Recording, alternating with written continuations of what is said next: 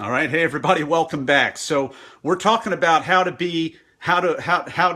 what to do when you find yourself in a place where you are correctionally challenged, or if somebody that you deeply know, love, or respect is also a little bit correctionally challenged. And we're doing this with a little tongue right here in the cheek because I know I'm correctionally challenged in some areas at times. I have blind spots, but then I have areas where I not only have a blind spot, but when that blind spot is revealed by somebody I care about and has enough relational equity with me to bring up the blind spot, that I kind of dig in my heels just a little bit. And you might too. So what happens when we come across these people? Well, I brought up the words of the great Stephen Covey.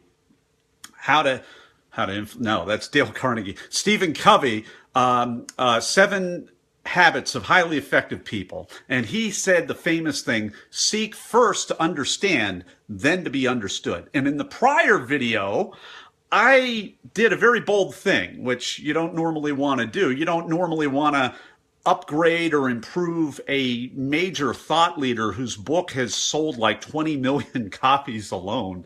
But that's basically what I did, not to be correctional or anything like that. It's just that Dr. Covey's no longer with us. Social media has gotten so cray-cray and just out of control in every possible way that what I'm suggesting is let's seek only to understand. If we want to rise above, if we want to be people of influence, probably the best way that we can do that and stand apart and just be unusually knowledgeable, unusually astute leaders, and really care about other people. You know, by touching their heart instead of asking for a hand. In the age of social media, when you touch somebody's heart is when you try to really assume that they're trying to do the right thing, be understanding, be gracious, even if they're a little bit, not very tactful, or they left the shout text button on and they don't realize it. That kind of annoys me. Or they carbon copy you in a group email to 100 other people from, some club. And so now 199 other people can spam your email onto their list instead of blind carbon copying you. I really, maybe that's another Facebook Live. Anyway, we want to understand. We don't even want to expect to be understood on here anymore. We just don't want to. It's just not good. You know why? Because it's transactional. It's going to set us up for a pretty big letdown. And there are a few really good reasons why this isn't the place to even be understood. This is the place to talk and shout and try to not shout down the other person, but out shout the other person by hopefully doing something noble and novel and up-leveled and value added instead of something divisive, snarky, mean, and worse. Here's what we can do. We can influence other people. And if we want to influence other people for, really even for our own purposes, to build your brand, build your likes, build your business, build your reach. I mean, totally self-serving reasons. Or if you just want to be a good, nice, altruistic person, then we have to be able not just to influence people, we have to connect to other people. And so that's why we talked about yesterday being connectionally challenged. It's a big issue because if you can't connect to people, you can't influence people. But I'm saying today, if you're not correctable, if you're correctionally challenged, then you're not going to be able to connect with anybody either. And it's going to not go well with you. And if you have a transactional expectation here on social media that other people are going to try to seek to understand you because you took the first step, not going to happen that way. There is one quality that is typical of all the correctionally challenged people out here on Facebook. And I'm going to tell you what this is pretty no-brainer. Actually, I haven't looked at it right here. The one quality is they're uncorrectable. That's that they are convinced. I'll say it a different way. They are convinced in their own mind. They are convinced that they're right, and they're not really open to alternative points of view. Now, one of the cool things that I did last year is I joined my local TEDx team. And so we are all into bringing people in that have what we believe are ideas worth sharing. I don't agree with many of the ideas all the time, but I honor the people and I try to seek their understanding and their opinion, regardless of if they're way over this side or way over that side, or maybe the idea is way up from over here. I'm just trying to recognize and honor their preparation and the quality of their idea. And I believe that the idea should see the light of day, and the perspective and the point of view should see the light of day.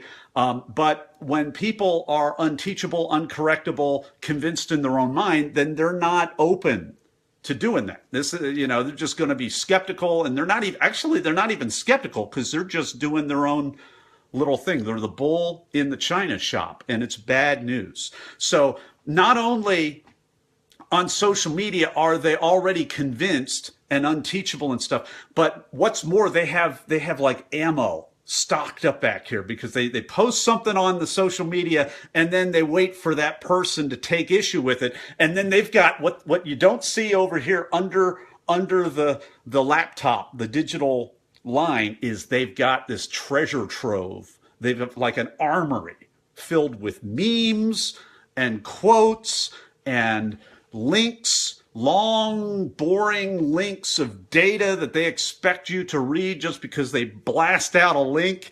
And my point is this. I mean, it's great to have support for your opinion, but my point is this. They're not going to open up and observe and think and be open to whatever you say, because they just want to blast you with another 14 rounds of social media backup here, my friends. So we got to be smarter. We got to be better than that. We got to be smarter. And it's just not a good idea to engage with this trolling stuff from the dark web. It's crazy. So how can we influence other people, and how can we make it work? Well, I mentioned it already. You touch their heart before you ask for a hand. What does that look like here on Facebook? You just try to add value, and you don't expect that somebody's going to jump on your Facebook feed or your Facebook Live or leave a comment or do a like or share your stuff. You don't expect any of that stuff, because it's just, if you expect it, it's just a transaction. Why did you even do your thing in the first place? It kind of exposes the motive. If we're bummed and disappointed that we didn't have all these likes and shares and everything. So it's crazy stuff. I'm gonna go right into this. 3 reasons why it's not good, and it's best not to expect to be understood anymore on or offline. This kind of goes with what I've been saying. Number 1, nobody's listening. Just in general, at a macro view, nobody's listening to you. Okay? They're watching, they're scanning, they're looking, they're amused, they're distracted. You're helping distract the rest of the world, but nobody's listening. Okay? It's a good medium for blasting your stuff, as we mentioned, but not for, understand. Men are from Mars, women are from Venus. John Gray, he would talk about sharing and understanding, and then Jerry Seinfeld would start talking about this when we were talking about communicating, and I'm so old, but it was funny. Facebook is not good for sharing and, adding value in this format unless you have your own tribe. Reason number 2, on a micro level, there's no way to know who actually is trying to listen. Those rare souls out there that are actually open to you and to what you're saying right now. And they're out there. They're tiny out there. A few outliers out there, but you don't know who they are. And there's no way to know that or indicate that in general. And then number 3, even if for those people that are actually listening to you, you're probably not actually heard. So there's a difference between just being noticed online and somebody clicked a like or whatever, doesn't mean you are understood. This is not the medium to seek to be understood after you seek to understand somebody else. Here's a couple more reasons. There's misunderstandings. Written communication is really, really tough. And if you're foolish enough to use like inside jokes or inside terminology, this isn't the inside, my friend. It's like 5 billion people or 4 billion people on Facebook, whatever it is. I mean, it's like a third of the world's population. This is not an inside job here. It's a bad comment. I have a little formula right here, and I'll close with this. Actually, and there's going to be a bonus session for those of you that are still here, still watching any of this. There's going to be a bonus session, and I'm going to give you a final Facebook Live bonus session, and I'm going to give you 3 proven tools to help the correctionally challenged, with one really important caveat. But I have tools in my toolbox, and I might not even be the right person to be able to deliver the tool. There are all kinds of people that I know that can deliver these tools too, and they might even be a better fit for you than I am. So that's what's going to be in the bonus session. But let's go back to this little formula that I have right here. I'm going to close with this. I have a formula: inside jokes or inside communication plus inside terminology in a public forum equals bad combination. Misunderstanding, being offended, trolling, escalating, public shaming, all of this kind of thing. It's not good. It's not nice. I'll see you on the bonus episode, you guys. Thanks for tracking with me, and let me know what you think. It was a little transparent talk here, and I hope this was engaging and fun for all of you. And so I'll see you on that bonus session if you want to see it at some point in the future.